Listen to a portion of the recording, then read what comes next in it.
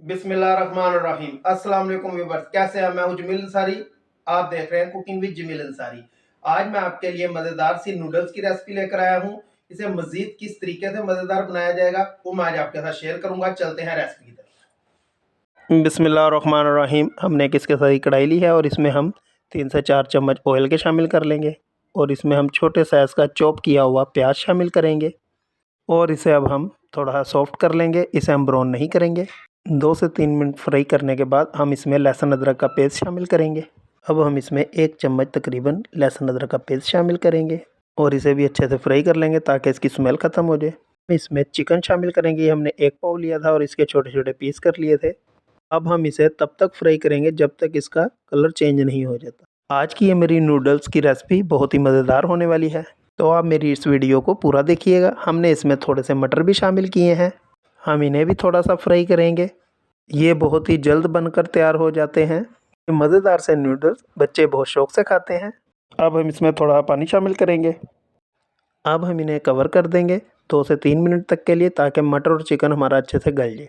Noodles तो आपने बहुत से खाए होंगे, लेकिन जिस तरीके से मैं आज आपको बनाकर दिखाऊंगा यकीनन ये तरीका आपको ज़रूर पसंद आएगा।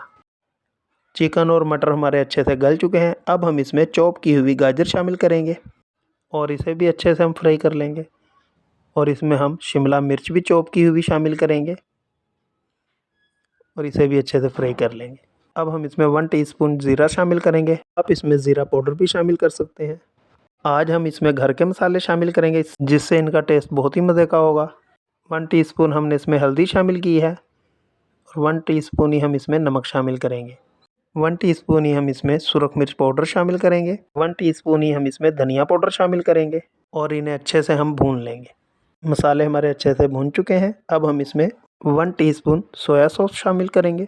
1 टीस्पून ही हम इसमें चिली सॉस शामिल करेंगे, इससे बहुत ही अच्छा टेस्ट आएगा।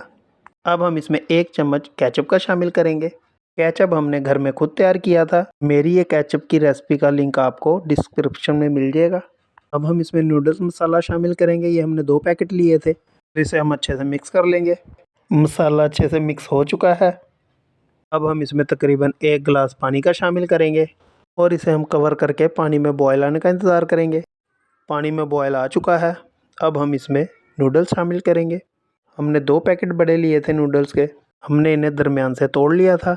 नूडल्स गलने में ज़्यादा टाइम नहीं लेते, इसलिए हम इन्हें हाई फ्लेम पर ही पकाएंगे। अब देख सकते हैं नूडल्स हमारे बिल्कुल तैयार हैं। हम इसमें थोड़ा सूप रखेंगे।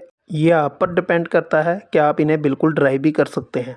अल्हम्दुलिल्लाह हमारी ये नूडल्स की रेसिपी बिल्कुल तैयार है। अब हम इसे बाउल में निकाल लेंगे।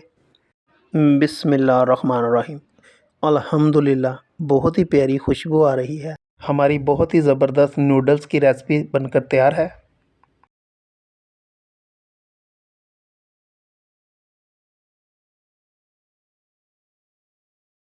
उम्मीद करता हूं कि आपको ये मेरी नूडल्स की रेसिपी पसंद आई होगी। अगर पसंद आई हो तो ज़रूर ट्राई कीजिएगा और मेरे चैनल को लाइक शेयर सब्सक्राइब ज़रूर कीजिएगा। मिलते हैं अगली रेसिपी के साथ। अल्लाह हाफिज़।